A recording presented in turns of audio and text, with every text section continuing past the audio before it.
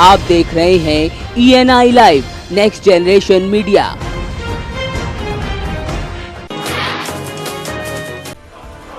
औरैया में एक युवक ने 13 वर्षीय नाबालिग के साथ रेप की वारदात को अंजाम दिया। ग्राम गड़िया बख्शी निवासी पीड़िता अपनी बहनों के साथ ट्यूबवेल पर कपड़े धोने पहुंची थी। इसी बीच शौच के लिए झाड़ियों के पास गई तो अज्ञात युवक ने उसे पीछे से पकड़ लिया। आरोपी युवक ने पीड़िता को अंगोछे से बांधकर रेप की वारदात को अंजाम दिया और फरार हो गया। फिलहाल जिला अस्पताल पहुंचे सीओ सिटी ने बताया कि तहरीर के आधार पर मुकदमा दर्ज किया जाएगा।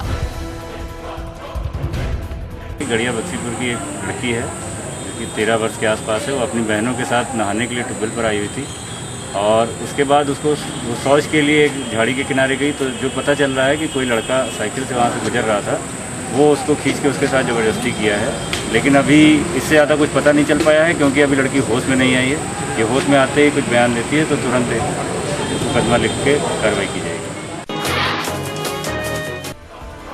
बलिया जनपद की रसड़ा कोतवाली थाना क्षेत्र के मंदा गांव में 7 वर्षीय नाबालिग लड़की को ताड़ी पिलाकर उसके साथ दुष्कर्म करने का प्रयास किया गया। नाबालिग के चीखने चिल्लाने पर युवक उसे छोड़कर फरार हो गया। लड़की ने घर आकर अपने परिजनों को आपबीती बताई। फिलहाल पीड़िता की मां ने अपने गाँव के ही एक युवक के खिलाफ कोतवाली में तहरीर दी है।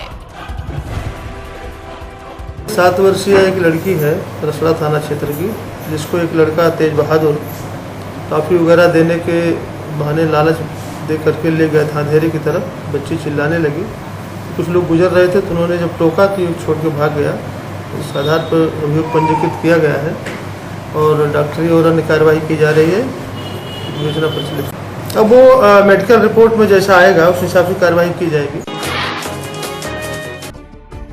आगरा में पतंजलि आयुर्वेद लिमिटेड पर आगरा के सामाजिक संगठन ने धार्मिक भावनाओं को ठेस पहुंचाने का आरोप लगाया है। समाजसेवी संजय सिंह का कहना है कि पतंजलि आयुर्वेद लिमिटेड ने अपने सभी उत्पादों पर जो ट्रेडमार्क लगाया है वो ओम की आकृति का है। कंपनी ने इसका प्रयोग बाथरूम सोप और शैम्पू जैसे उत्पादों में किया है, जो कि धार्मिक दृष्टि से गलत है। इस दौरान कहा गया कि पतंजलि अपना ट्रेडमार्क बदले, अन्यथा पतंजलि के मेगा स्टोर के बाहर प्रदर्शन किया जाएगा।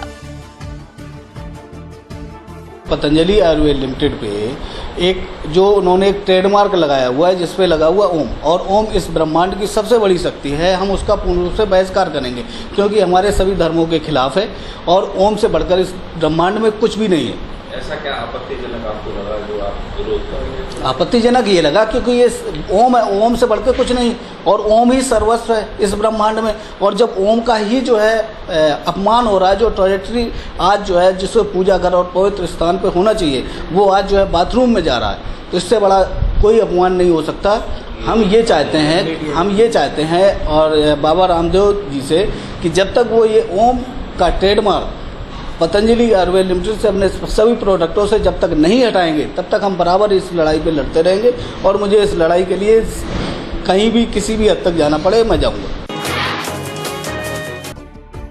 आगरा के सिकंदरा इलाके में स्थित 2 होटलों को आगरा विकास प्राधिकरण ने सील कर दिया। प्रशासन की माने तो होटल मानकों को ताक पर रखकर बनाए गए थे। एक होटल ने जिम का नक्शा पास कराकर होटल बना दिया तो दूसरे ने होटल का नक्शा ही पास नहीं कराया।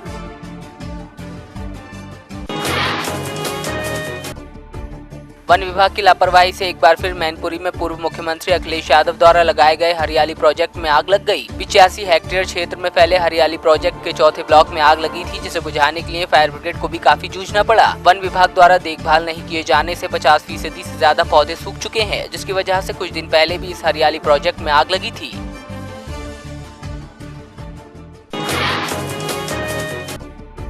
रामपुर में उद्योग व्यापार मंडल के बैनर तले व्यापारियों ने बिजली विभाग के खिलाफ जिला कलेक्ट्रेट पर जोरदार प्रदर्शन किया। व्यापारियों ने बिजली विभाग पर मनमानी और गुंडागर्दी करने का आरोप लगाया, साथ ही बिजली विभाग पर घोटाले के आरोप भी लगाए। व्यापारियों ने कहा कि बिजली विभाग लाखों रुपए की चपत हर महीने राज्य सरकार को लगा रहा है। व्यापारियों ने मुख्यमंत्री को संबोधित एक ज्ञापन जिलाधिकारी को भी सौंपा।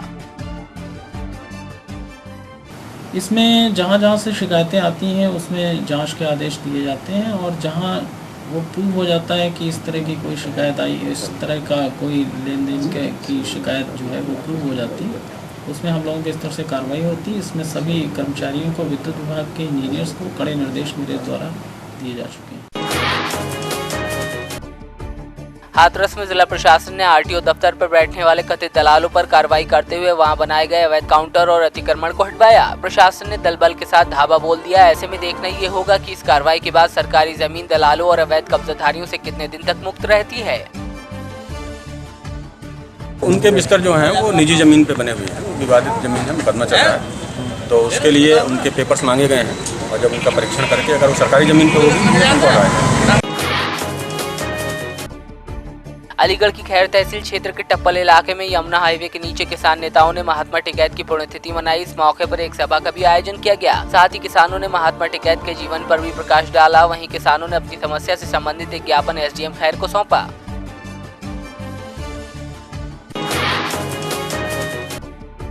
गुरदासपुर के सरकारी नर्सिंग होम कॉलेज की छात्राओं ने कॉलेज के प्रिंसिपल के खिलाफ विरोध प्रदर्शन करते हुए सिविल अस्पताल के इमरजेंसी वार्ड को बंद करके उस पर ताला जड़ दिया। छात्राओं ने बताया कि हॉस्टल की एक छात्रा छत से गिरकर घायल हो गई थी। मामले की जानकारी कॉलेज के प्रिंसिपल को दी गई, लेकिन उन्होंने ध्यान नहीं दिया। छात्राएं स्वयं ही घायल छात्रा को सिविल अस्पताल लेकर पहुंची। अगले दिन अस्पताल पहुंची कॉलेज के प्रिंसिपल ने आरोप लगाया कि छात्रा भागने की कोशिश कर रही थी, जिसकी वजह से वो गिर गई। इस पर छात्राएं भड़क गईं और धरना प्रदर्शन करते हुए प्रिंसिपल को बर्खास्त करने की मांग करने लगी।